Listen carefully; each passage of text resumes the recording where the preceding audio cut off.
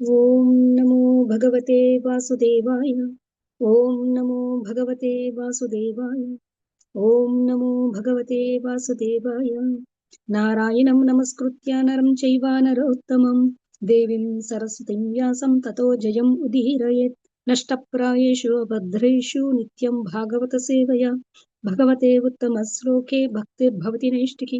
ఓం అజ్ఞానతిమిరంధస్య జ్ఞానాంజనశలాకయ చక్షుర్వున్మిళితం येन తస్మై శ్రీ గురవే నమః.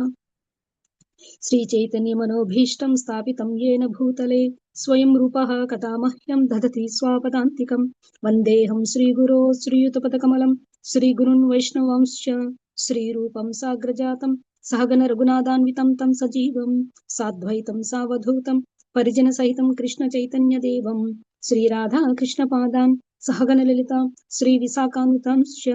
हे कृष्णा करुणा सिन्धो दीनबन्धो जगत्पते गोपेशा गोपिका कान्ता राधा कान्ता नमोस्तुते। तप्त काञ्चन गौरांगी राधे वृंदावनेश्वरी वृषभानुसुते देवी प्रणमामि हरिप्रिये। वाञ्छाकल्पतरुभ्यश्च कृपा सिन्धुभ्य एव च पतितानां पावनेभ्यो वैष्णवेभ्यो नमो नमः। जय श्री कृष्ण चैतन्य प्रभु नित्यानंद श्री अद्वैत गदाधर श्रीवासादि गौरभक्तवृंद। Hare Krishna Krishna Krishna Hare Hare Hare Rama Rama Rama Hare Hare. Hare Krishna Krishna Krishna Hare Hare Hare Rama Rama Rama Hare Hare. Hare Krishna Krishna Krishna Hare Hare Hare Rama Rama Rama Hare Hare. Thank you Prabhu ji. Hare Krishna. Thank you Mataji. Okay, yes Mataji, continue చేయండి మాతాజీ. ఈ రోజు శ్రీమద్ భాగవతం చతుర్థ స్కందం అధ్యాయం 28. అధ్యాయం పేరు పురంజనుడు స్త్రీ జన్మమును ఎత్తుట నుండి 20, 21, 22 శ్లోకాలు చదువుకుంటున్నాం. 20వ శ్లోకం. ప్రభోదయతి యా మా విజ్ఞం విశ్యతే శోకకర్షితాం వర్త్మా ఏతత్ గృహమేధియం వీరసూహు అపి నేష్యతి. తాను భ్రాంతిమయ స్థితిలో ఉన్నప్పుడు ఆమె చక్కని బోధ గావించెడిది అనియు, దూర ప్రాంతములకు వెడిలినప్పుడు విరహముతో శోకించెడిదనియు పురంజనుడు తన భార్యను గూర్చి తలపోయసాగెను. ఆమె పెక్కు వీరులకు జనని అయినప్పటికీ కుటుంబ బాధ్యతలను నిర్వహింపజాలదేమో అని అతడు భీతి చెందెను. మరణ సమయమున పురంజనుడు తన భార్యను గూర్చి తలపోయసాగెను. అదియే కలుషిత చైతన్యము అనబడును. ఈ విషయమును గూర్చి శ్రీకృష్ణ భగవానుడు భగవద్గీత యందు 15వ అధ్యాయం 7వ శ్లోకం యందు ఇట్లు వివరించెను. మమైవాంసో జీవలోకే జీవభూతః సనాతనః మనః షష్టాని ఇంద్రియాని ప్రకృతిస్థాని కర్షతి. ఈ బద్ధ భౌతిక జగమునందలి జీవులందరూ నా శాశ్వత అంశములు. బద్ధ జీవనము కారణముగా మనస్సుతో కలిపి 6 అయిన ఇంద్రియములను కూడి వారు తీవ్ర సంఘర్షణ కావించుచున్నారు. జీవుడు పరమాత్ముని అంశయే అనగా శ్రీకృష్ణ భగవానుని సహజ స్థితి జీవుని సహజ స్థితి గుణరీత్యా సమానమే అయ్యుండును. ఉన్న ఏకైక భేదం ఏమనగా జీవుడు పరమాత్మని యొక్క శాశ్వతాంశము. మమైవాంసో జీవలోకే జీవభూతః సనాతనః. ఈ బద్ధ భౌతిక జగమునందు భగవదాంశ అయిన జీవాత్మ తన కలుషితముగు మనస్సు మరియు చైతన్యము కారణమున తీవ్ర సంఘర్షణ సలుపుచున్నాడు. భగవదంశగా జీవుడు శ్రీకృష్ణుని తలపోయవలసి ఉండగా అతడు స్త్రీ చింతనలో ఉన్నట్లుగా మనము ఇచ్చుట గాంచుచున్నాము. అటువంటి ఏదో ఇంద్రియార్థముతో మానసిక తాధ్యాత్మమే ఈ భౌతిక జగత్తునందు జీవునికి జీవ సంఘర్షణ కలుగుచేయును. పురంజనుడు తన భార్యను గూర్చి తలపోయిచున్నందున భౌతిక జగత్తునందు అతని జీవన సంఘర్షణ మరణముతో పరిసమాప్తి చెందబోదు. భార్యను గూర్చిన ఆలోచనలలో అమితముగా లగ్నమైన కారణమున పురంజనుడు మరుజన్మలో స్త్రీ జన్మమును ఎత్తవలసి వచ్చినని రాబో శ్లోకములలో విదితము కాగలదు. ఈ విధముగా సాంఘిక, రాజకీయ, మిథ్యాధార్మిక, జాతీయ, మత సంబంధ చైతన్యంతో గల మానసిక తాధ్యాత్మమే బంధ కారణమై ఉన్నది. అట్టి బంధము నుండి బయటపడుటకు మనుషుడు తన జీవన కాలమున సమస్త కార్యకలాపములను మార్చవలెను. ఈ విషయమే భగవద్గీత 3వ అధ్యాయం 9వ శ్లోకం యందు యజ్ఞార్థాత్ కర్మణో అన్యత్ర లోకో అయం కర్మబంధనః అని ధృవపరపబడింది. చైతన్యమును మనం మార్చుకొననిచో సాంఘిక, రాజకీయ, ధార్మిక, జాతీయ, మత సంబంధముగు కార్యము పేరిట ఏది కావించినను అది కేవలము బంధ కారణమే అగును. అనగా బద్ధ భౌతిక జీవితమును మనము కొనసాగింపవలసి వచ్చును. భగవద్గీత 15వ అధ్యాయం 7వ శ్లోకం యందు వివరింపబడినట్లు మనఃషష్ఠ ఇంద్రియాని ప్రకృతి స్థాని కర్షతి.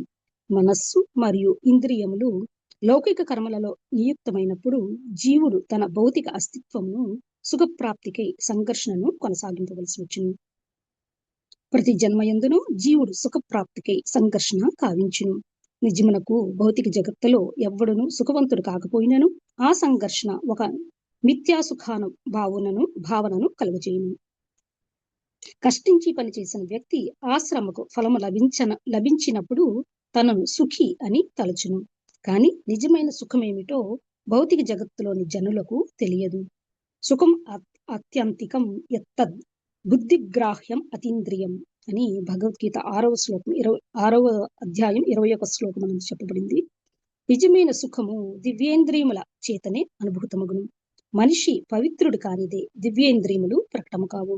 కనుక ఇంద్రియములను పవిత్రమనర్చుటకు మనుషుడు కృష్ణ భక్తి భావనను చేపట్టి ఇంద్రియములను కృష్ణ సేవలో నియుక్తము కావింపవలను. అప్పుడే నిజమైన సుఖము మోక్షము లభించగలవు. ఈ విషయమున భగవద్గీత 15వ అధ్యాయం 8వ శ్లోకం నందు ఇట్లు పలుకుచున్నది. శరీరం యత్ అవాప్నోతి యత్ చాపి ఉత్క్రామతి ఈశ్వరః గృహీత్వా ఏతాని సంయాతి వాయుః గంధం ఇవ ఆసయాత్. వాయువు గంధమును మోసుకొని పోవునట్లే జీవుడు ఈ భౌతిక జగమున తన వివిధ భావములను ఒక దేహము నుండి మరొక దేహమునకు కొనిపోవుచుండును. గాలి గులాబీ తోట మీదుగా వీచినప్పుడు గులాబీల సుగంధమును మోసుకొని పోవును. మురికి ప్రదేశం మీదుగా వీచినప్పుడు దుర్గంధమును వ్యాపింపజేయును. అదే విధముగా పురంజనుడు తన ప్రాణవాయువును ఇప్పుడు భార్య అనగా స్త్రీ మీదుగా ప్రసరించుచున్నందున తదుపరి జన్మలో తప్పక స్త్రీ దేహమును పొందవలసి వచ్చింది. 21వ శ్లోకం. కథం ను ధారకాదీనా ధారకీః వా అపరాయణాః వర్తిష్యంతే మయి గతే భిన్నవనావా ఇవో దదౌ. పురంజనుడు ఇంకను ఇట్లు చింతింపసాగెను. నా పైననే పూర్తిగా ఆధారపడినట్టి నా పుత్రులు పుత్రికలు నేను ఈ ప్రపంచము నుండి వెడలిపోయిన పిదప ఎట్లు జీవించగలరు? వారి పరిస్థితి సముద్ర మధ్యమున భగ్నమైన నావయందులి ప్రయాణికుల వలె అయినది కదా. భాష్యం. మరణ సమయమున ప్రతి మనిషి తన భార్య పిల్లలకు ఏమగునో అని చింతాక్రాంతుడై ఉండును. అదే విధముగా రాజకీయ నాయకుడు కూడా తన దేశమునకు లేదా తన రాజకీయ పక్షమునకు ఏమగునా అని చింతితుడై ఉండును.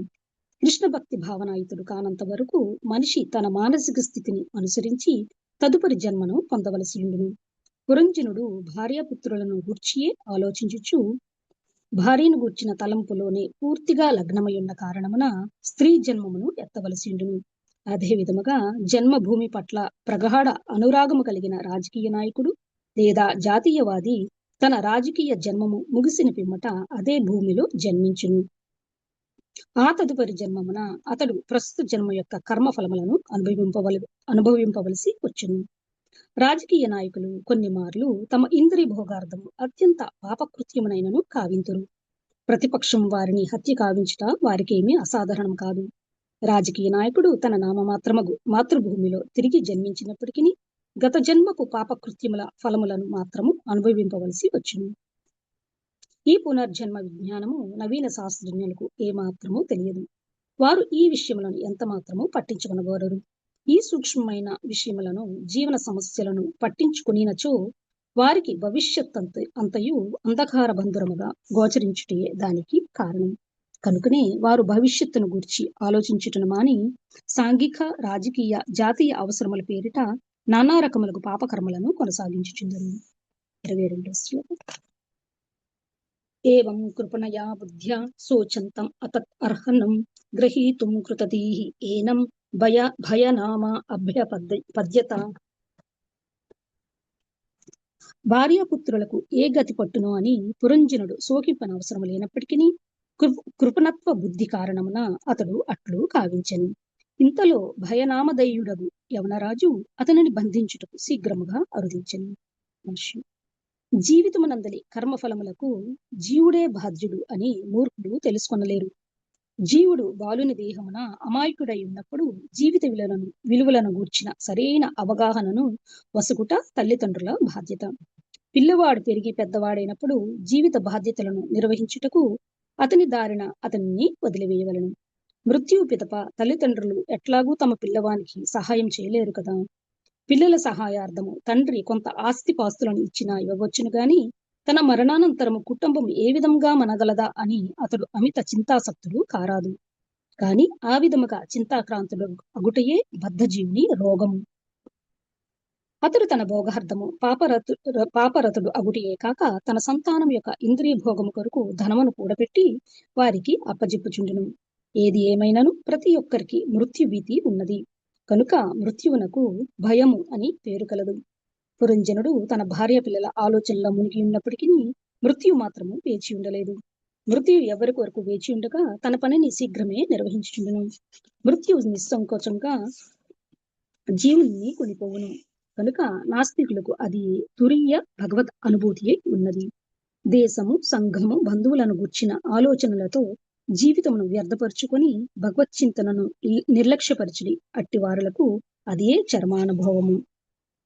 ఈ శ్లోకమునందు అతదర్హనం అను పదము ప్రధానమైనది. కుటుంబము, దేశము, సంఘము, జాతికి సంబంధించిన సంక్షేమకర కార్యములలో మనిషి అతిగా పాల్గొనరాదని దాని భావము. మనిషి ఆధ్యాత్మికంగా పురోగమించుటలో అవి ఏమాత్రము తోడ్పడవు. కానీ దురదృష్టవశాత్తు ప్రస్తుత సమాజమునందు నామమాత్ర విద్యావంతులకు ఆధ్యాత్మిక ప్రగతిని గూర్చి ఎటువంటి జ్ఞానము లేదు. ఆధ్యాత్మిక ప్రగతిని బడియటకు మానవ జన్మయందు అవకాశం ఉన్నప్పటికీ వారు కృపణలుగానే నిలిచిందురు. బంధువులు, దేశ ప్రజలు, సంఘము వారుల సంక్షేమమును గూర్చి తలపోయిచు వారు తమ జీవితములను అనుచితముగా గడిపి వ్యర్థము చెయ్యుదురు. మృత్యువును జయించిన విధము నేర్చుటియే ప్రతి ఒక్కరి నిజమైన కర్తవ్యము. మృత్యుంజయ విధానమును శ్రీకృష్ణ భగవానుడు భగవద్గీత 4వ అధ్యాయం 9వ శ్లోకం యందు తెలిపెను. జన్మ కర్మ చ మే దివ్యమేవం యో వేత్తి తత్వతః త్యక్త్వా దేహం పునర్జన్మ నైతి మామేతి సో అర్జున. ఓ అర్జున, నా జన్మము మరియు కర్మల దివ్యత్వమును ఎరిగినవాడు శరీర త్యాగం పిమ్మట తిరిగి ఈ భౌతిక జగమున జన్మింపక నా శాశ్వతమైన ధామంనే పొందగలడు. పూర్ణ కృష్ణ భక్తి భావనాయుతుడు ప్రస్తుత దేహమును విడిచిన పిదప వేరొక భౌతిక దేహమును గ్రహింపక భగవద్ధామంలోకి చేరును. ప్రతి ఒక్కరూ ఈ పూర్ణత్వమును సాధించుటకే యత్నించవలను. దురదృష్టవశాత్తు జనులు ఆ విధముగా కావింపక సంఘము, స్నేహము, ప్రేమ, బంధువులను గూర్చిన ఆలోచనల యందే లగ్నమై ఉన్నారు. అయినను మా కృష్ణ చైతన్య ఉద్యమము ప్రపంచమంతటను జనులకు జ్ఞానబోధ చేయుచు మృత్యువును జయించుట ఎట్లో వారికి తెలియజేయుచున్నది. హరిం వినానా స్మృతిం తరంతి. దేవదేవుడకు శ్రీకృష్ణుని ఆశ్రయింపక ఎవ్వడును మృత్యువును జయింపలేడు. Thank you. Hare Krishna. Thank you Mataji. Hare Krishna devotees. ఈ జూమ్ మీటింగ్లో పాల్గొన్న మీ అందరికీ నా వినమ్ర నమస్కారాలు. ఈరోజు భాగవతంలోని 3 శ్లోకాల గురించి మాట్లాడడానికి నాకు అవకాశం ఇచ్చినందుకు మీకు అందరికీ ధన్యవాదాలు. ఓం అజ్ఞానతిమిరాంధస్య అజ్ఞానాంజనాశలాకయా చక్షురున్మిలితం తస్మై శ్రీ గురువే నమః. శ్రీ చైతన్య మనోభీష్టం స్థాపితం ఏన భూతలే స్వయం రూప కథా మహ్యం దదాతి సుపదాంతికం. నమో ఓం విష్ణుపదాయ కృష్ణపృష్ఠాయ భూతలే శ్రీమతే భక్తి వేదాంత స్వామి నితి నామినే. నమస్తే సరస్వతీ దేవే గౌరవాణి ప్రచారిణే నిర్విశేషే శూన్యవాది పాశ్చాత్య దేశతారిణే. కృష్ణాయ వాసుదేవాయ దేవకీ నందనాయ చ నందగోపకుమారాయ గోవిందాయ నమో నమః. జై శ్రీకృష్ణ చైతన్య ప్రభు నిత్యానంద శ్రీ అద్వైత గదాధర శ్రీ వాసాది గౌర భక్తవృంద.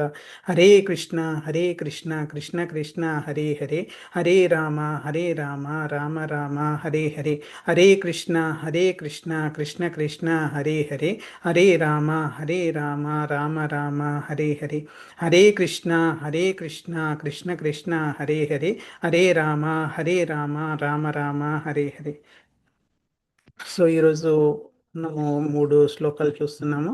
సో 4 క్యాంటో స్కందం నుంచి 4వ వర్ణ సృష్టిలో 28వ అధ్యాయంలో పురంజనుడు తదుపరి జన్మలో స్త్రీగా జన్మించడం గురించి ఆ అధ్యాయంలో మనం ఉన్నాము. దాంట్లో 3 శ్లోకాలు చూసాము.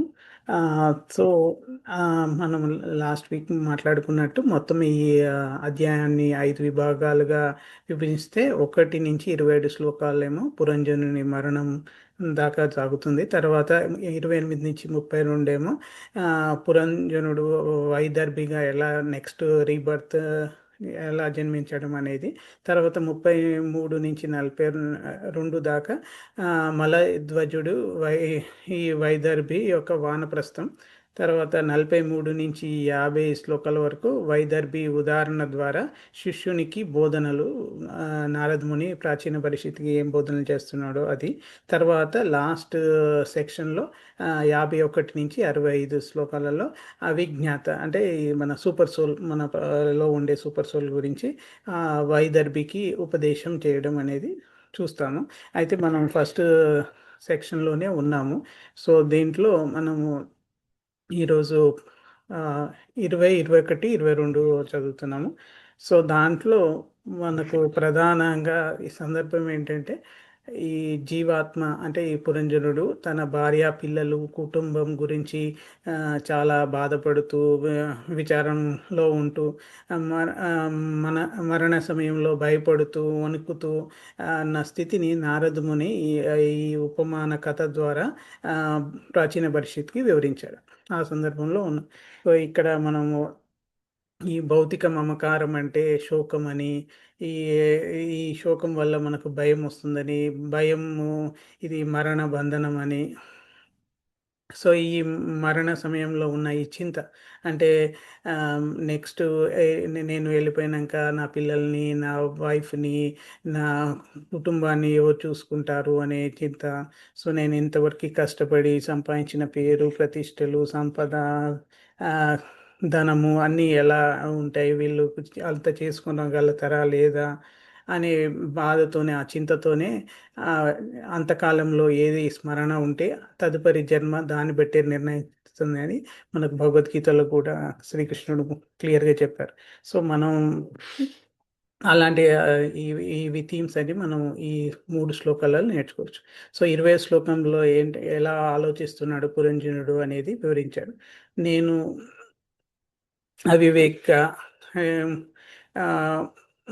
లైక్ మూర్ఖంగా ప్రవర్తించినప్పుడు నా భార్య నన్ను మంచి మార్గంలో నడిపేది. మంచి బుద్ధి డెఫినెట్గా మంచి మార్గంలో పెడుతుంది కాబట్టి అది మనకు అర్థమవుతుంది. నేను ఇంటికి దూరంగా అంటే హంటింగ్కి వెళ్ళాడు, వేటకి వెళ్ళాడు కదా, ఆమె శోకంలో కృషించిపోయేది అని తలుచుకొని బాధపడుతున్నాను.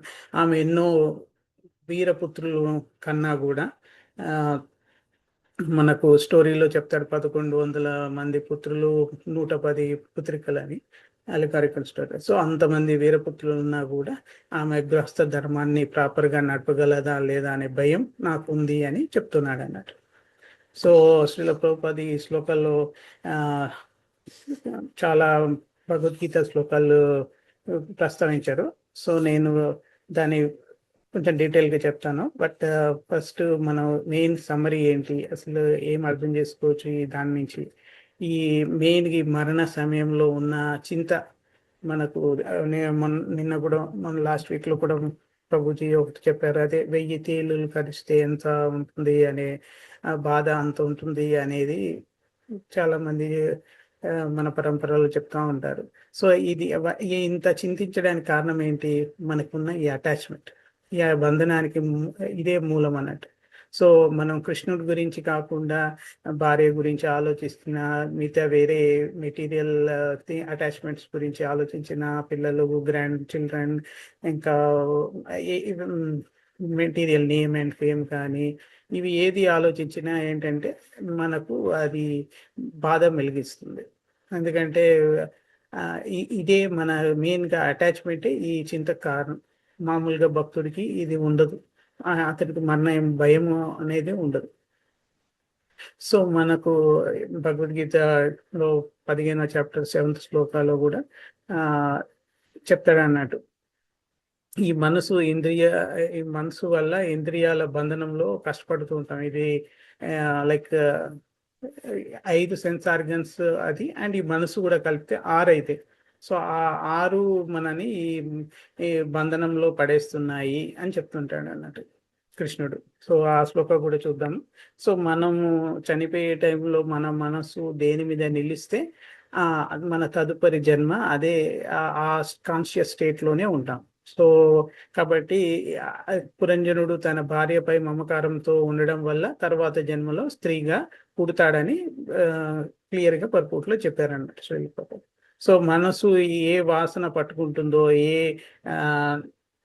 ఇప్పుడు ఎగ్జాంపుల్ గాలి కూడా, ఫ్రేగ్రెన్స్, మనం గాలి ఎక్కడి నుంచి వస్తుందో వీస్తుందో, అది శ్మశానం నుంచి వస్తుందా లేకపోతే మంచి పూల తోట నుంచి వస్తుందా అనే దాన్ని బట్టి స్మెల్ తెలిసిపోతుంది. ఏదో కాల్చిన వాసన వస్తే అది ఏదో కట్టె కాలుతున్న వాసన వస్తుంది అని, లేకపోతే ఈ పూల నుంచి వస్తే మంచి సువాసన రావడం అని, మళ్ళీ చెట్టు నుంచి సువాసన అట్లా రావడం అనేది మనకు అర్థం. సో ఆ జీవుడు ఏ భావనతో శరీరం వదిలేస్తే ఆత్మ నెక్స్ట్ లైఫ్ లో అలాంటి శరీరాన్ని తీసుకుంటుంది అన్నట్టు. సో ఈ మామూలుగా ఈ చింతకు కారణాలు మనం చూసాం, ఈ అటాచ్మెంట్ అని. సో ఎట్లా సామాజికంగా కానీ, కుటుంబము, నేషనల్, అంటే ఇప్పుడు కొందరు పేట్రియాట్స్ ఉంటారు, దేశభక్తులు ఉంటారు, వాళ్ళు దేశం గురించి, రాజకీయాల గురించి, జాతి గురించి, మతం గురించి, ఇవన్నీ గురించి ఆలోచిస్తూ ఉంటారు. ఇవన్నీ మెటీరియల్ ప్రపంచంలో ఉన్నాయి. ఇంతకుముందు అంతా వసుదైక కుటుంబం, ఒకటే కుటుంబం. అమెరికాలో ఉన్నా, ఇండియాలో ఉన్నా ఒకటే, అసలు అంతా ఒకటే రాజులాగా. ఇన్ని సపరేట్ కూడా కాలేదు, ఇన్ని వాటర్ ఇట్లా డివైడ్ కూడా చేయలేదు, అంతా ఒకే ల్యాండ్ మాస్ గా ఉన్నది. తర్వాత ఇవన్నీ స్ప్లిట్ అయిపోయి ఆస్ట్రేలియా ఫామ్ కావడం, ఇటు north and south America continents form కావడం, ఇలా జరిగిపోయినాయి over the any millions of years, భూమి ఏజ్. సో బట్ ఆ విధంగా అయినాయి. సో అప్పుడు ఒకేలాగా ఉండేది అన్నట్టు. సో ఇండియా అనేది ఆల్మోస్ట్ కీ ఉండేది మన భారతదేశంది. సో కాబట్టి మనకి ఈ మెటీరియల్ వరల్డ్ ఉన్నంత వరకు ఇది మనం ఇంపార్టెంట్ గుర్తుపెట్టుకోవాల్సింది ఏంటంటే, ఇది దుఃఖాలయం, అశాశ్వతం, temporary and full of miseries. So ఇది గుర్తుపెట్టుకోవాలి. సో ఇవన్నీ కృష్ణుడు లేకుండా ఏది ఆలోచించినా, కృష్ణుని భావన రాకుండా వేరేది మనం చేసిన అదంతా మనకు కర్మ బంధనమే. సో ఇది అంతా మనకు ఇది మెటీరియల్ ప్రోగ్రెస్ అవుతుంది కానీ స్పిరిచువల్ ప్రోగ్రెస్ కాదు. స్పిరిచువల్ ప్రోగ్రెస్ కావాలంటే ఖచ్చితంగా కృష్ణుడి భావన, కృష్ణుడి నేమ్, ఫేమ్, ఈ చాంటింగ్, ఈ భక్తి మనం చేస్తేనే అది మన ఎంబడి వస్తుంది అన్నట్టు. సో ఈ నిజమైన సుఖం అనేది, ఈ స్పిరిచువల్ బ్లిస్ అనేది ఇంద్రియాలకు అతీతంగా ఉంటుంది. ఇది పొందాలంటే కృష్ణుడి భక్తితోనే మనం సాధించగలుగుతాం. మన భక్తి ఒకటే మనకు శాశ్వత ఆనందం ఇస్తుంది. సో నిజమైన సుఖం మనకు కృష్ణ సేవలోనే మన ఇంద్రియాలు శుద్ధమైతే మనకు లభిస్తుంది. సో అంతవరకు కూడా ఆ కృష్ణ ప్రేమ మనకు దొరకదు. మన ఇంద్రియాలు శుద్ధి చేసుకున్న తర్వాతే మన భక్తి కంటిన్యూ అవుతుంటే ఈ అనర్థాలు నివృత్తి అయినాక మన లైఫ్ లో కృష్ణ ప్రేమ వస్తుంది అన్నట్టు. సో దానికి చాలా టైం పట్టొచ్చు, ఎన్ని జనరేషన్స్ పట్టొచ్చో తెలియదు, ఎన్ని లైఫ్ టైమ్స్ పట్టొచ్చో తెలియదు. సో మనకి ఈ లైఫ్ టైంలో ఈ అవకాశం వచ్చింది ఈ స్పిరిచువల్ ఇంటెలిజెన్స్ వల్ల, మనకి ఈ పరంపర నుంచి నేర్చుకున్న ఈ స్పిరిచువల్ నాలెడ్జ్ వల్ల మనకు తెలిసింది అన్నట్టు.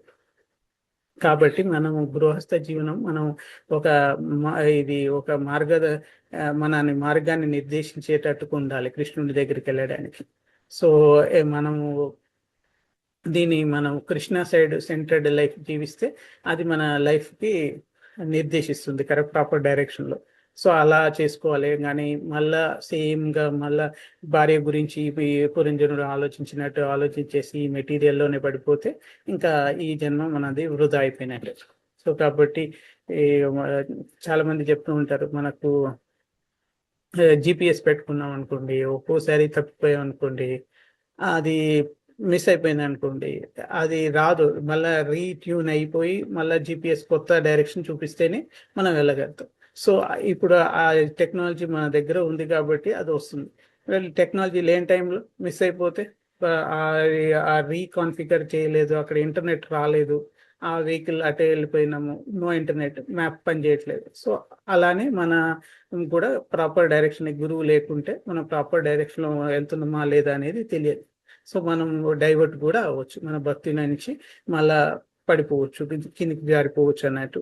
సో ఆ విధంగా మనం ఈ మ్యాప్ ఎంత ఇంపార్టెంటో, జిపిఎస్, ఇంటర్నెట్ ఉన్న జిపిఎస్ ఎంత ఇంపార్టెంటో, మనం కూడా గురువు డైరెక్షన్లో మనం ప్రాపర్గా స్పిరిచువాలిటీలో ప్రోగ్రెస్ చేస్తే, భక్తిలో ప్రోగ్రెస్ చేస్తే మనకు ఈ భౌతిక సంబంధాలన్నీ అధిగమించి మనకు ఆధ్యాత్మిక రిలేషన్షిప్స్ వైపే చూడగలుగుతాం. కృష్ణుడితో మన ఎటర్నల్ రిలేషన్షిప్ని మనం రివైవ్ చేసుకొని, మనం సర్వెంట్ ఆఫ్ కృష్ణ అనేది తెలుసుకొని మనం ఆ విధంగా ప్రవర్తిస్తాం.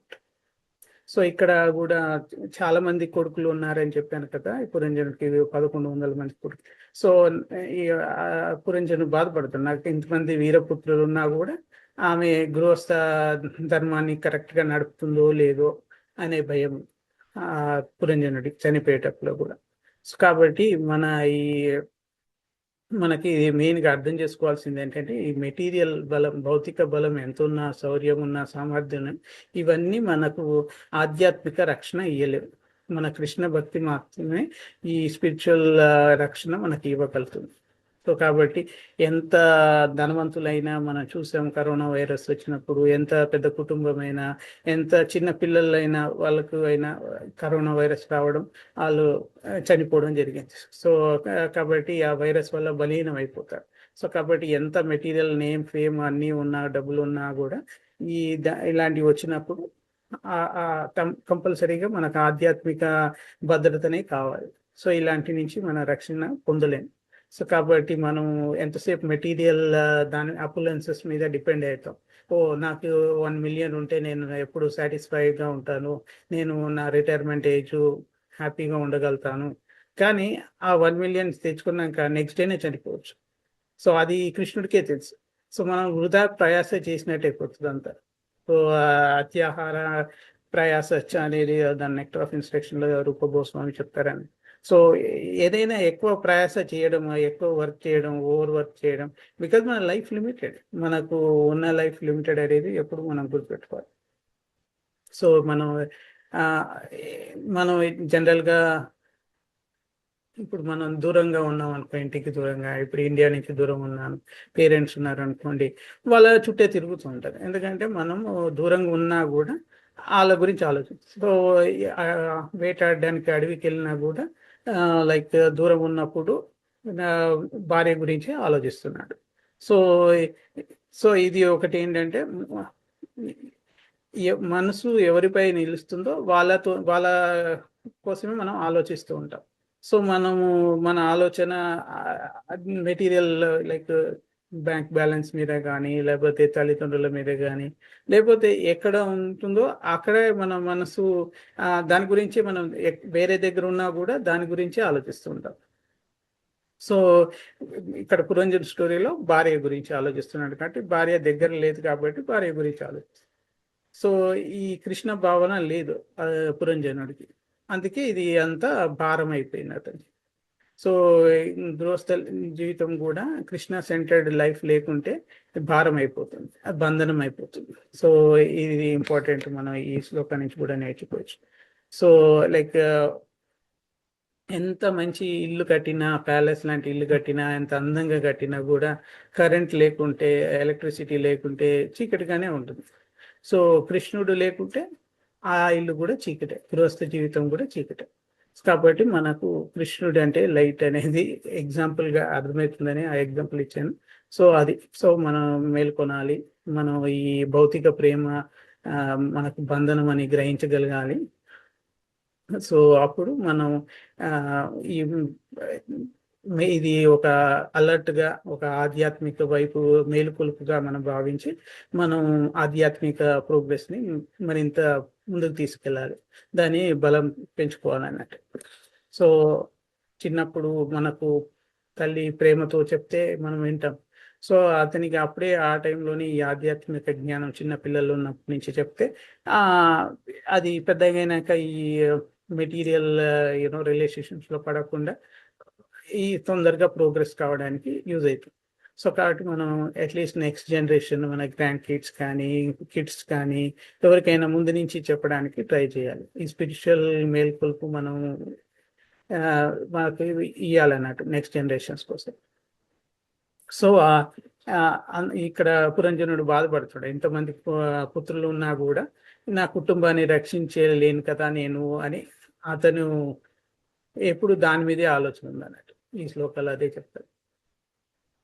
సో ఇది మనం ఈ గృహస్థ మార్గం ఇది మనకు వైదిక్ సివిలైజేషన్ లో ఒక ఆస్ట్రీ. ఇది ప్రాపర్ గా యూటిలైజ్ చేస్తే భగవంతుని దగ్గరికి చేరవచ్చు. సో కాబట్టి మనము ఇది అంటే భార్య భర్త మీద ఉండొచ్చు, భర్త భార్య మీద ఉండొచ్చు, సో పిల్లల మీద ఉండొచ్చు, దేని మీద అయినా ఉండొచ్చు. సో కానీ కృష్ణుడు ఉండాలి, ఇంపార్టెంట్. కృష్ణుడు ఉంటేనే ఈ కర్మ బంధనం పోతుంది. కృష్ణుడు లేకుంటే ఇప్పుడు ఒక రథం చూసుకుంటే దానికి చక్రాలు ఉన్నాయి, గుర్రం ఉంది, అన్నీ ఉన్నాయి, కానీ నడిపేవాళ్ళు లేకుంటే అది ముందరికి పోలేదు. అలాగనే కృష్ణుడి జీవితం లేకుంటే మనం ముందరికి పోలేము. సో కాబట్టి అది బాగా గుర్తుపెట్టుకోవాలి. ఈ ఫైనల్ గా టేక్ అవే ఏంటంటే మరణ సమయంలో మనం దాని గురించి చింతిస్తామో అదే నెక్స్ట్ లైఫ్ డిటర్మైన్ చేస్తుంది.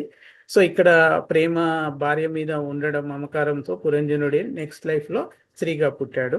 సో మనం ఈ కృష్ణుడి గురించి ఆలోచిస్తేనే ఈ బంధనం నుంచి మనం బయటపడగలుగుతాం. సో ఈ గృహస్థ ధర్మం కూడా కృష్ణుడి సెంటర్డ్ కాకుంటే ఇది కూడా మనకు బంధనమే అవుతుంది. సో మనం రియల్ యూటిలైజేషన్ చేసుకోలేము గృహస్థ ఆశ్రమం. సో మనం నిజమైన సుఖం కృష్ణుడి సేవలోనే ఉంటుంది అనేది ఆలోచించుకోవాలి. సో అది నెక్స్ట్ శ్లోక వచ్చేసి ఇంకా ఆలోచిస్తున్నాడు పురంజనుడు. ఏం ఆలోచిస్తున్నాడో చెప్తున్నాడు. నేను ఈ లోకాన్ని విడిచిపోయిన తర్వాత నాపై పూర్తిగా ఆధారపడిన నా కుమారులు కుమార్తెలు ఎలా జీవిస్తారు, ఈ సముద్రంలో ఒక షిప్ కానీ, ఇప్పుడు టైటానిక్ షిప్ పడిపోయేది, అది బ్రేక్ అయినప్పుడు, అది పగిలిపోయినప్పుడు అందులో ఉన్న ప్రయాణికులందరూ స్థితి ఎలా అయిపోతుంది మనం చూసాం. సో ఆ విధంగా అయిపోతుందా అని చింతన చేస్తున్నాడు పురంజనుడు. అది ఈ శ్లోకంలో ఉందన్నట్టు. నాకు అంటే పడవ రిచ్ అయిందంటే నాకు టైటానిక్ షిప్ గుర్తొచ్చింది. సో అది మీ అందరూ చూసుంటారు కాబట్టి ఈజీగా. సో అలా అంటే అక్కడ స్టీల్ ఎక్కువ యూజ్ చేయడం వల్ల అది కంప్లీట్గా కిందికి సింక్ అయిపోతుంది అని ఇంజనీర్స్ చెప్తారు ఆ బోట్ మీద, అది షిప్ మీద ఉన్న వాళ్ళు. కాబట్టి అలా అన్నట్టు ఇది. సో కాబట్టి మనం కూడా ఈ సిచ్యువేషన్ లోకి తెచ్చుకోకూడదు, మనము కృష్ణుడిని మనం ప్రార్థించాలి. సో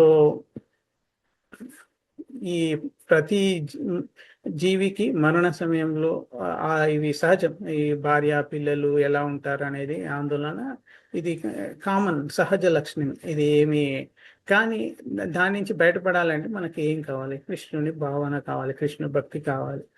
అండ్ మనం అది ముందు టైంలోనే బతుకున్నప్పుడే మనం ఆలోచించాలి, బతుకున్నప్పుడే మనము దాని మీద ఫోకస్ చేయాలి.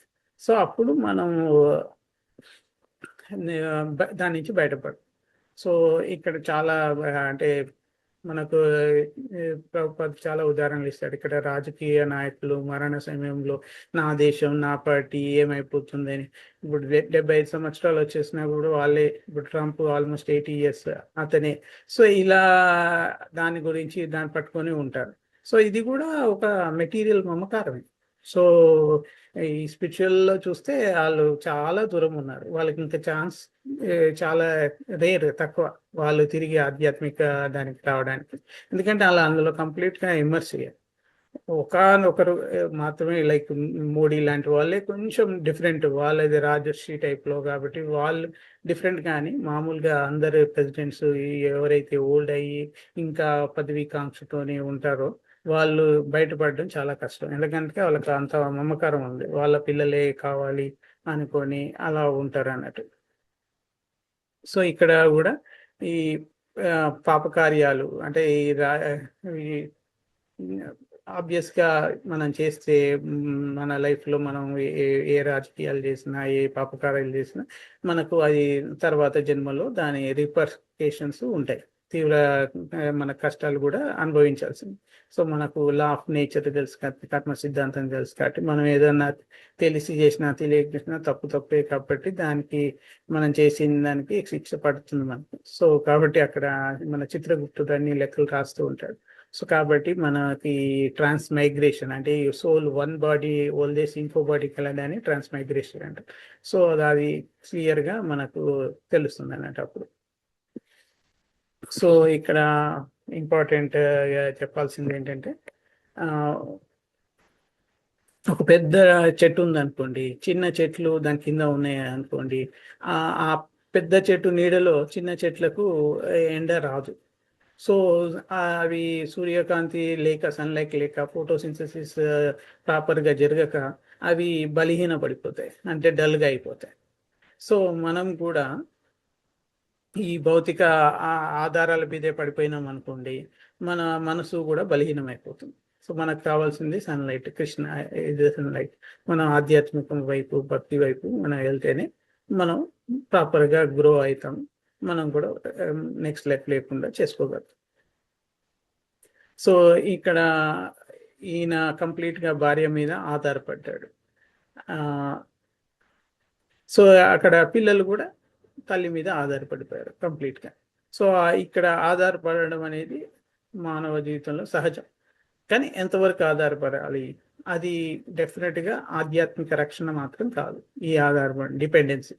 సో ఈ మెటీరియల్ డిపెండెన్సీ కుటుంబ వ్యవస్థలో ఉంది, మనకు తెలుసు. సో చిన్నప్పుడు తల్లి మీద ప్రతి పిల్లలు ఆధారపడి ఉంటారు.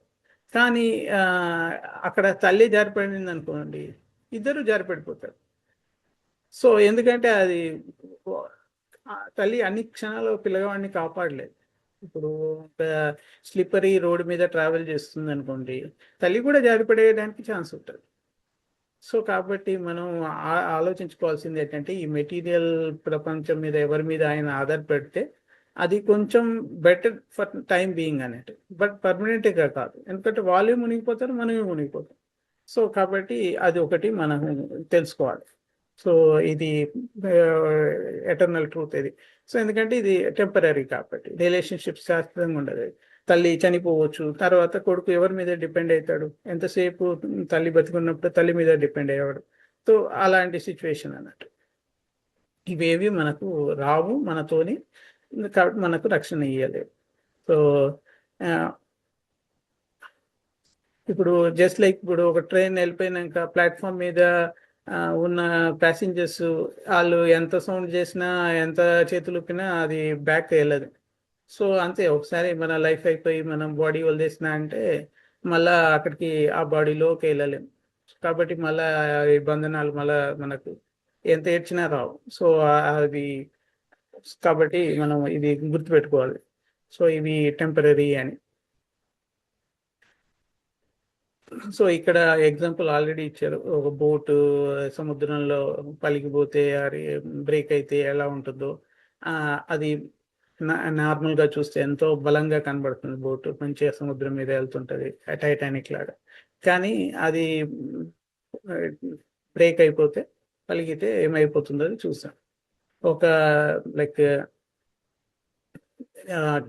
చిన్న ఐస్ అది ఏంటి ఐస్ బర్గ్ ఐస్ టిప్ ఏదో ఐస్ కింద ఐస్ మౌంటైన్ సంథింగ్ ఉంటుంది, దానికి ఢీ కొట్టడం వల్ల అది బ్రేక్ అయిపోతుంది.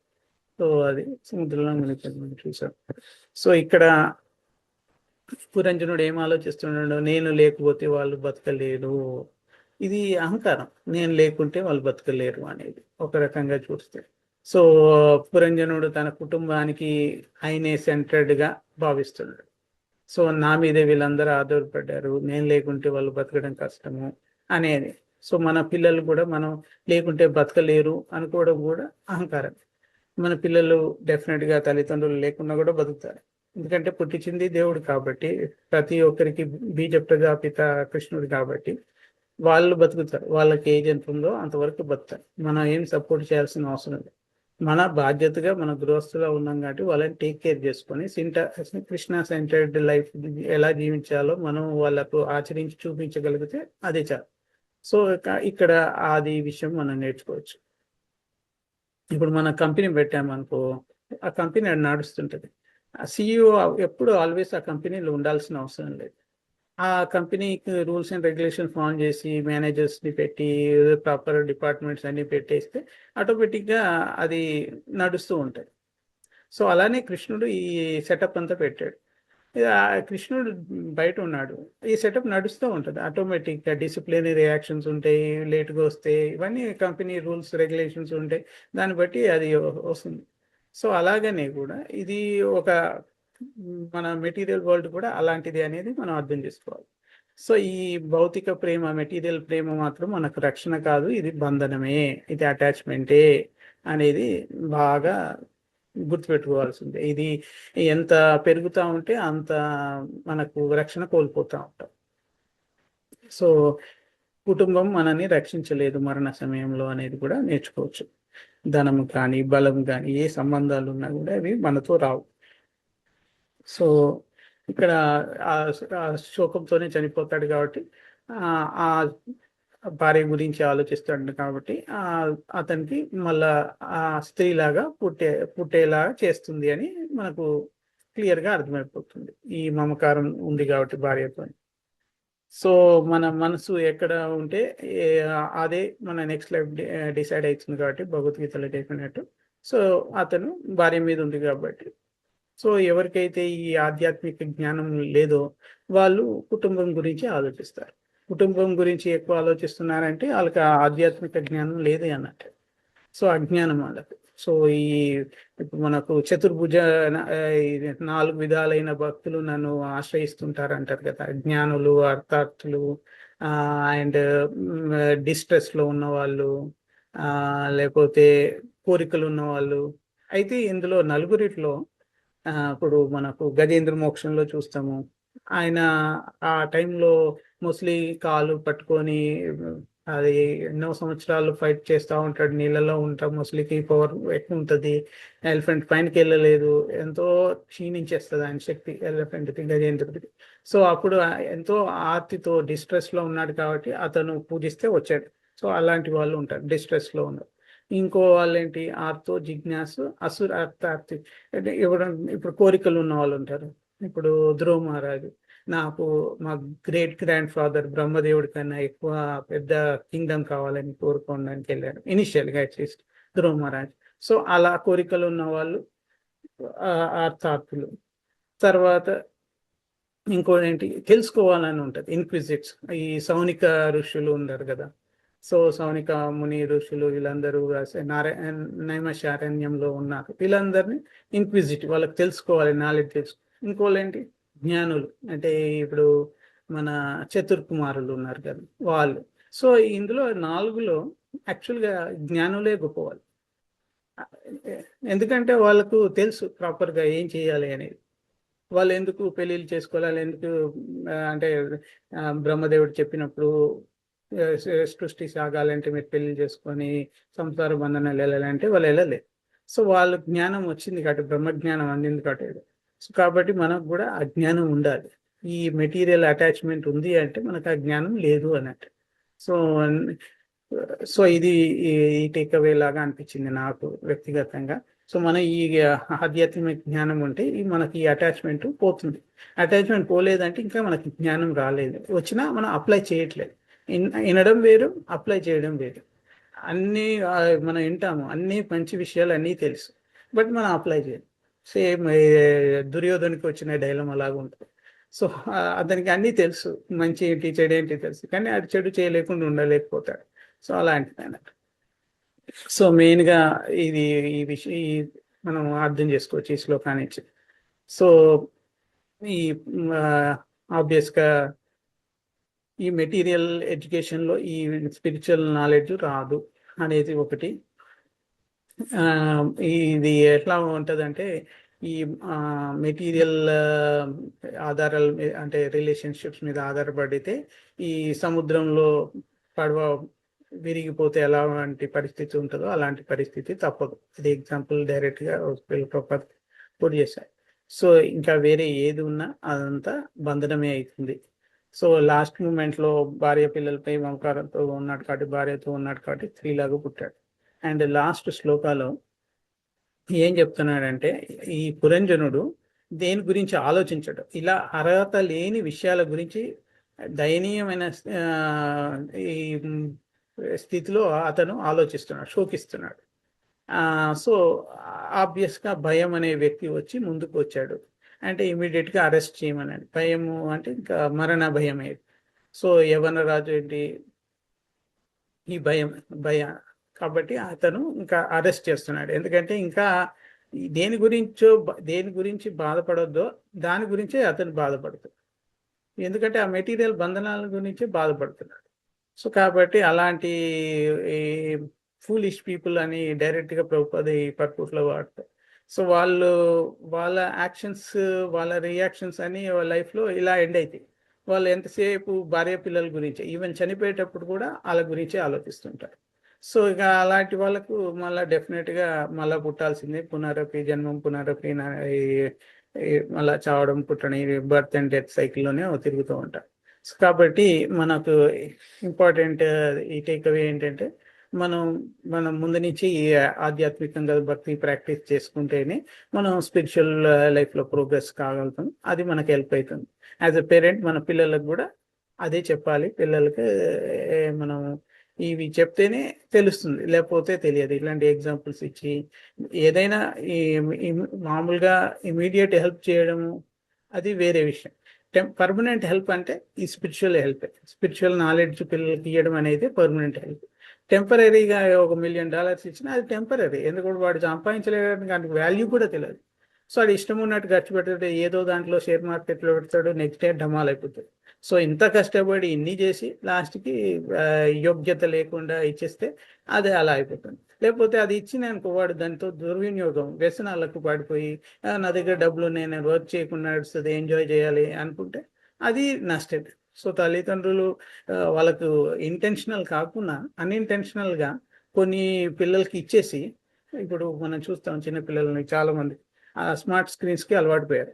అలా పేరెంట్స్ ఎక్కడైనా నేను లైక్ కుమాన్కి వెళ్ళినప్పుడు చూస్తుంటాను, ఆ ఫోన్ లేకుండా ఉండలేరు. బయట ఉండాలి సైలెంట్గా పిల్లలు అంటే వాళ్ళకు స్మార్ట్ స్క్రీన్ ఏదన్నా ఫోన్ కానీ ఐప్యాడ్ కానీ ఇవ్వాల్సిందే. వాళ్ళు దాంట్లోనే ఇన్వాల్వ్ అవుతాడు. ఇంకా అది దొరకలేదంటే ఫుల్ కోపం అది ఇవ్వకుండా. సో అలా ఉన్నారు అన్నట్టు సిచ్యువేషన్. సో అలాంటి సిచ్యువేషన్ నుంచి బయటపడాలి, ఈ కండిషన్ సోల్స్ ఈ డిజీజ్తో బయటపడాలి అంటే అంత ఈజీ కాదు. స్లోగా ప్రాక్టీస్తోని తల్లిదండ్రులు మంచేదో చెడేదో చెప్పాలి, వాళ్ళు ఫాలో కావాలి. అప్పుడు పిల్లలు చూసి నేర్చుకొని వాళ్ళు ఫాలో అవుతారు. సో మనకు ఈ గృహస్థ లైఫ్లో అడిషనల్ రెస్పాన్సిబిలిటీ ఏంటంటే, మనం మంచి లైఫ్ లీడ్ చేసి ఆ పిల్లలకు చూపిస్తేనే వాళ్ళు అది చూసి తెలుసుకుంటారు అన్నట్టు. సో దీంట్లో కూడా భగవద్గీత శ్లోక ప్రభుపాద కోట్ చేస్తారు, జన్మ కర్మ చేమే దివ్యం ఏవం యో వేత్తి తత్వతః త్యక్త్వా దేహం పునర్జన్మ నైతి మామేతి సోర్జున. సో ఎవరైతే మనకు ఆయన కృష్ణ ఇప్పుడు మనకు భగవద్గీతలో చెప్పినట్టు ఆయన జన్మ అదంతా దివ్యం, ఆయన ఇన్కార్నేషన్స్ అన్ని దివ్యం. సో ఆ ట్రాన్స్డెంటల్ అపియరెన్సెస్ డిసపియరెన్సెస్ అవన్నీ మనకు తెలుసుకుంటే వాడికి మళ్ళా పునర్జన్మ ఉండదు అని అర్జునుడికి శ్రీకృష్ణుడు చెప్తున్నాడు. సో ఆయన అపియరెన్స్ అదే భాగవతంలో ఉంది. ఆయన డివోటీస్ గురించి, ఆయన 22 అవతారాల గురించి ఇవన్నీ ఉన్నాయి అన్నట్టు. సో ఇవన్నీ మనం ఇవి తెలుసుకుంటాం ఈ భాగవతం చదివితే, నిత్యం భాగవత సేవే. సో ఇది చేస్తే మనకు మళ్ళా నెక్స్ట్ మెటీరియల్ బాడీ రాదు, మనం గోలోకానికి వెళ్తాం, స్పిరిచువల్ బాడీకి వెళ్ళిపోతాం అని చెప్తున్నాను. సో ఈ మెయిన్గా సింపుల్గా అండర్స్టాండింగ్ ఎలా చేసుకోవాలి, పురంజని శోకము ఇదంతా ఉంది కదా, ఇది అజ్ఞానానికి ప్రతీక, ఇది మనకు చెప్తుంది. సో అర్హత లేని విషయాలపై ఆలోచిస్తే ఏమవుతుంది, మెటీరియల్ అటాచ్మెంట్ చేస్తే అది మైజర్ బుద్ధి అని, మైజర్ లాగా ఉన్నా కూడా వాడు ఎంజాయ్ చేయలేడు, అలాంటి పిసినాసి బుద్ధి లాగా అవుతుంది. సో కృష్ణ భావం లేకుంటే వాడు మైజర్ అన్నట్టు యాక్చువల్లీ. సో మనకు మరణ సమయంలో భయం ఉంది అంటే అది ప్రత్యక్షమైంది ఇక్కడ. ఎందుకంటే శోకంలో మునిగిపోయాడు కాబట్టి పురంజనుడు, మరణం అతని ముందుకు వచ్చింది. సో ఇక అది ఎవ్రీబడి అంటే మనకు మెటీరియల్ వరల్డ్లో పుట్టాం కాబట్టి ప్రతి ఒక్కరికి ఇది వస్తుంది, మరణం అనివార్యం. ఖచ్చితంగా మనం ఈ శరీరాన్ని వదిలిపెట్టే దీనికి ప్రతి దానికి టైం ఉన్నట్టు, ఎక్స్పిరేషన్ డేట్ ఉన్నట్టు, మెడిసిన్స్ కానీ కార్స్ కానీ ఏ దానికైనా సో బాడీకి కూడా ఉంటుంది. సో మనం ఈ కృష్ణ కాన్షియస్లో ఉంటేనే మనకి భయం ఉండదు.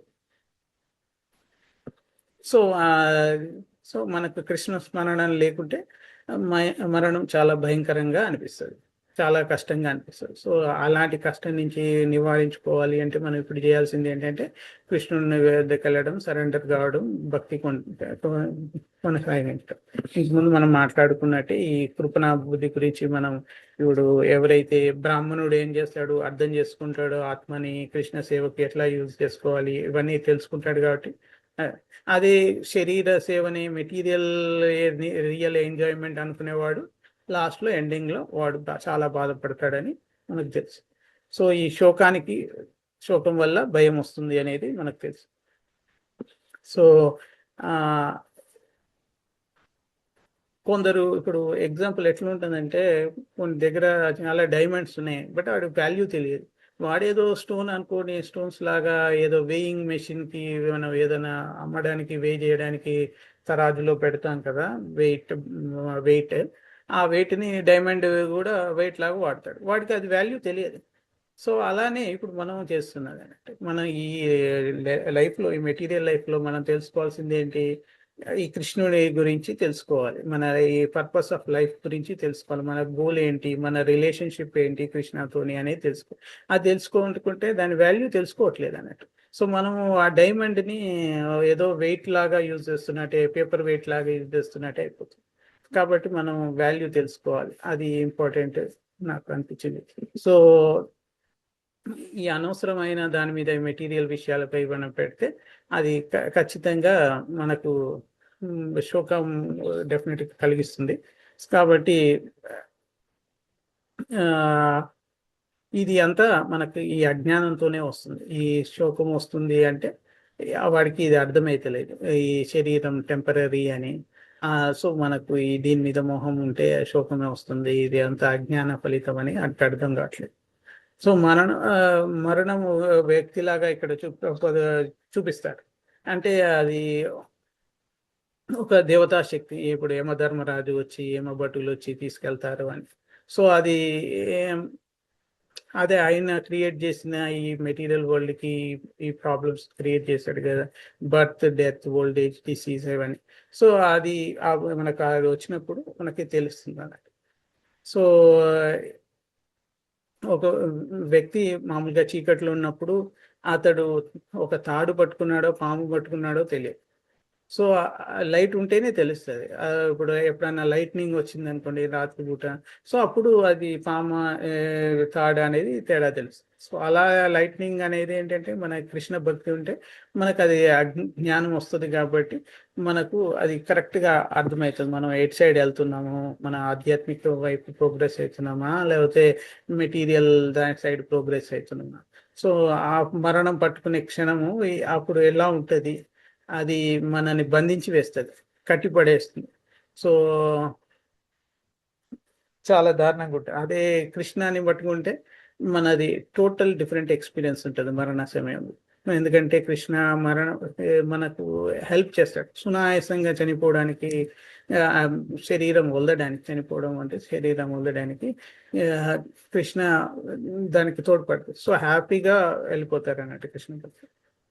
సో అది ఇంపార్టెంట్. ఈ శోకం వల్ల భయము, తర్వాత బంధనము ఇవన్నీ మనకు ఏర్పడతాయి. సో ఈ భౌతిక శోకం వల్ల వాడి ఆధ్యాత్మిక స్పిరిచువల్ శక్తి దూరం అవుతుంది. సో ఈ మెటీరియల్ మీద అటాచ్మెంట్తో బాధపడుతుంటే కృష్ణ స్మరణ చేయలేడు వాడు. సో అది దూరం అయిపోతుంది. సో దూరం అయిపోతే వాడికి భయం వస్తుంది. సో అది ఇంపార్టెంట్. సో మరణం భయంకరంగా కనిపిస్తుంది మామూలుగా భౌతిక ప్రపంచం మీద ఇంట్రెస్ట్ ఉన్నవాడికి, కానీ భక్తుడికి అది కాదు.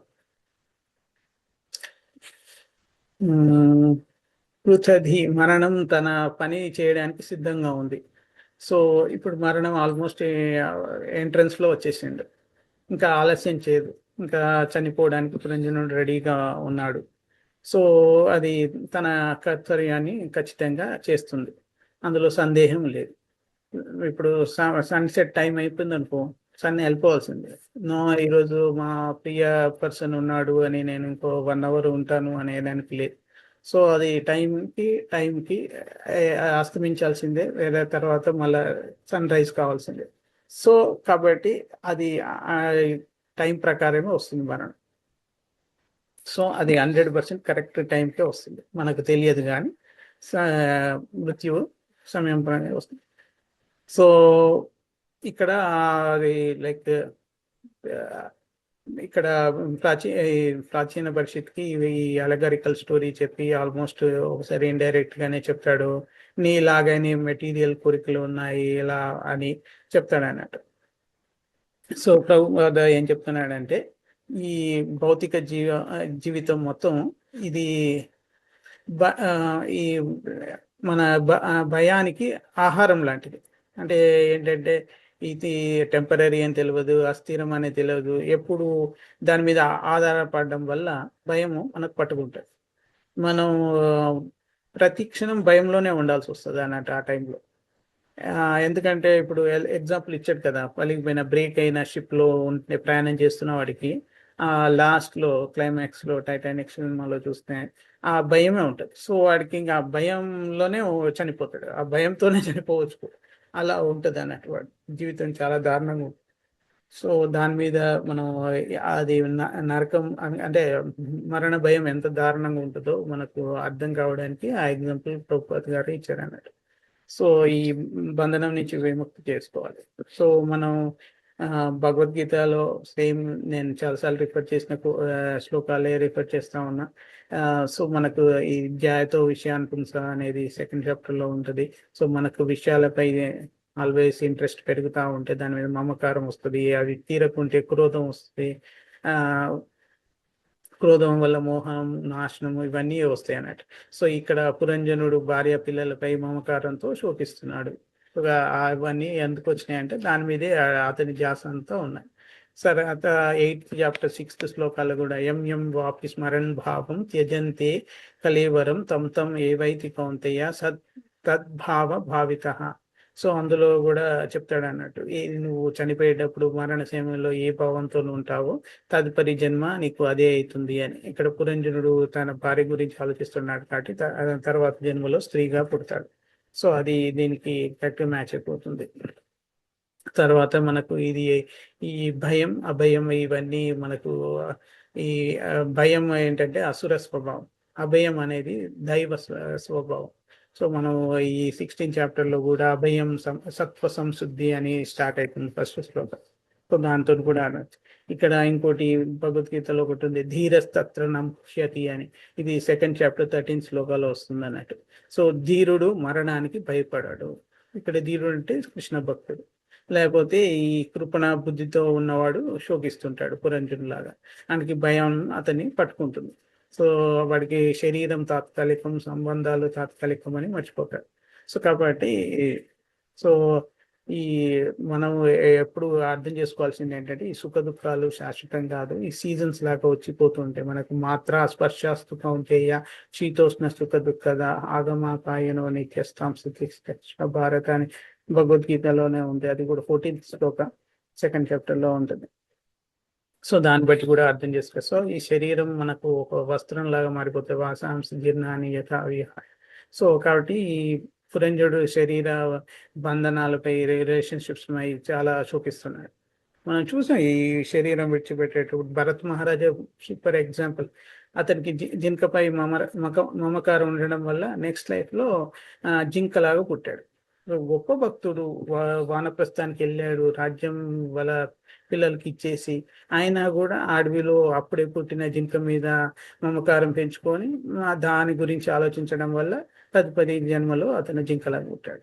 సో అది కూడా మనకు అర్థమైంది. ఈవెన్ లైక్ అజామిలుడు కూడా చనిపోయేటప్పుడు వాళ్ళ కొడుకైన నారాయణ పిలిచిన ఆ జీవితాంతం చేసిన పాపం ఉన్నా కూడా ఆయన నామస్మరణ చేయడం వల్ల ఏమైంది, ఆ విష్ణు పార్షదులు వచ్చారు, ఈ యమదూతల నుంచి రక్షించారు.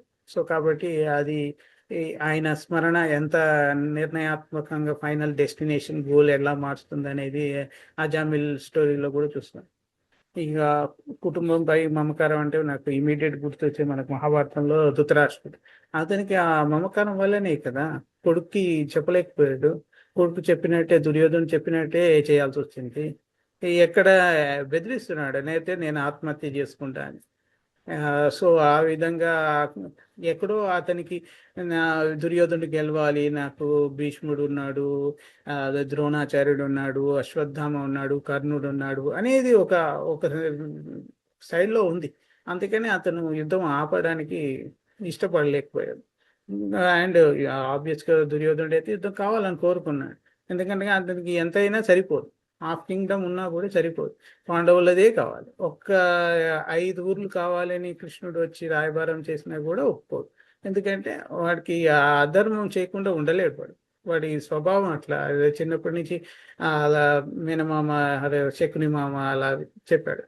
సో అతనికి ఆ మమకారం దాని మీద, రాజ్యం మీద మమకారం. సో దానికి లాస్ట్కి ఏమైందో తెలుసు. లాస్ట్లో మనకు విదురుడు వచ్చేసి చెప్తాడు అన్నట్టు, ఇంకా నీకు ఇంకా అందరు చనిపోయారు, యుద్ధం అయిపోయింది, అయినా నీకు ఇంకా మమకారం చాలేదా, నువ్వు వచ్చేసి వానప్రస్థికని అప్పుడు గాంధారిని ఆయన్ని తీసుకెళ్తావు. సో ఇక్కడ కూడా ఈ కుటుంబం పైన ఈ మమకారంతో పురంజనుడు కూడా చనిపోతున్నాడు. సో మనకు హరిదాస్ ఠాకూర్, నామాచార్య హరిదాస్ ఠాకూర్కి అయితే అసలు మరణ భయమే లేదు. ఎందుకంటే ఆయన రోజుకు 2 లక్షల నామాలు చదివాడు. సో ఆయన మరణ సమయంలో కూడా కృష్ణనామమే చేశాడు. కాబట్టి అతనికి ఆనందంగానే ఆయన శరీరం వదిలేశాడు. సో భక్తుడికి మరణ భయం ఉండదు అనేది మనకు దీని గురించి అర్థం చేసుకోవచ్చు. ఇంకా రఘునాథ్ గోస్వామి గురించి అయితే ఆయన ఆయన చాలా రిచ్ ఫ్యామిలీ నుంచి పుట్టాడు, అపార ధనం, ఆయన చాలా ఉన్నవాడు. అయినప్పటికీ అవన్నీ వదిలేసి మహాప్రభు సేవ కోసమే అన్ని వదిలేసి ఆయనతోనే ఉండడం స్టార్ట్ చేశాడు. సో ఇవన్నీ టెంపరీ, ఇవన్నీ శాశ్వతం కాదని అర్థం చేసుకున్నాడు. కాబట్టి ఇట్లాంటి వాళ్ళే నిజమైన ధీరులు. సో అది మన పరంపరలో ఉన్న వాళ్ళు కాబట్టి మనం చూసి దాని నుంచి కూడా ఇన్స్పైర్ కావచ్చు. సో ఈ శ్రీల నరోత్తమ దాస్ ఠాకూర్ క్లియర్గా చెప్తాడు ఆయన దాంట్లో రచనలో, కృష్ణ భక్తి మాత్రమే మనకు నిజమైన రక్షణ కలిగిస్తుందని. సో మరణము ఈ డెత్ టైంలో, మరణ సమయంలో మనకి ఈ చింత వల్ల మనకు నెక్స్ట్ లైఫ్ డిసైడ్ అయిపోతుంది. కాబట్టి ప్రతి క్షణం మనం కృష్ణ స్మరణలోనే ఉండాలి. కృష్ణ స్మరణ అందుకే అవసరం, అత్యంత అవసరం. మనకు ఈ కుటుంబం, ధనం, బాల్యం, ఈ బలం కానీ ఇవన్నీ మనకి ఎప్పుడూ రక్షణ ఇవ్వలేవు. కృష్ణుడు మాత్రమే రక్షణ ఇవ్వగలుగుతాడు. సో ఈ మమకారం వల్ల, ఈ మెటీరియల్ వరల్డ్ మీద ఉన్న మమకారం వల్ల శోకం, తర్వాత భయం వస్తుంది. సో అదే కృష్ణుడి దగ్గర ఉంటే శాంతి, అభయం ఇవన్నీ వస్తాయి అన్నట్టు.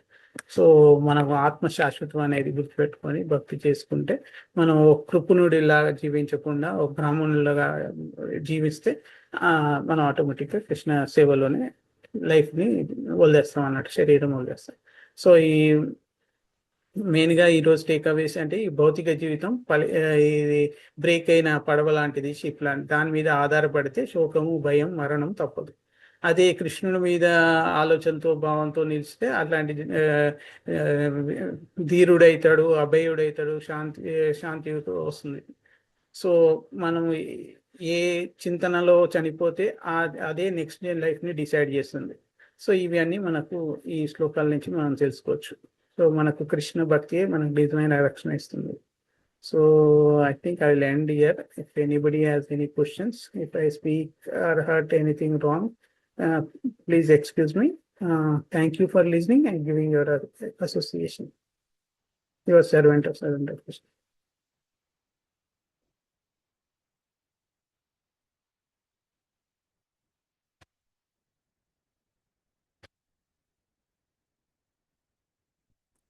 Thank you, Prabhuji. It was a great talk, and you did a wonderful job, as you always do. Great messages, and the way you explained about, the message is very clear, and in so many examples, good examples. I like the tree thing, what what tree you want to be under, shelter. And so many good examples, so much good knowledge. And it's again remembering Puranjan's Puranjan's story is telling us what happened. But again, I think satsang is very important. Keep listening and following. Then only we can really realize, because the attachment to the world and attachment to, to things like it's so Yeah. real, so real, to people, things, what happens. And I like the way you said the ego, it's our ego that makes us think like things, are not going to be. We don't know. Maybe things will get better without us, who knows.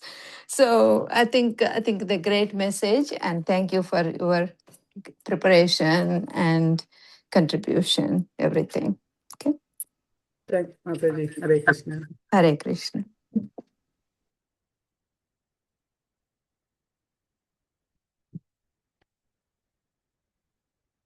So ఎవరికి ఏం questions లేకుంటే class end చేద్దాం. So వాంఛా కల్పతరుభ్యశ్చ కృపా సింధుభ్యః ఏవ చ పతితానాం పావనేభ్యో వైష్ణవేభ్యో నమో నమః. గ్రంథరాజ్ శ్రీమద్ భాగవతం की जय, श्रील प्रभुपाद की जय, अनंत कोटि वैष्णव वृंद की जय. Hare Krishna. Thank you all for listening. Hare Krishna. Hare Krishna Prabhu ji.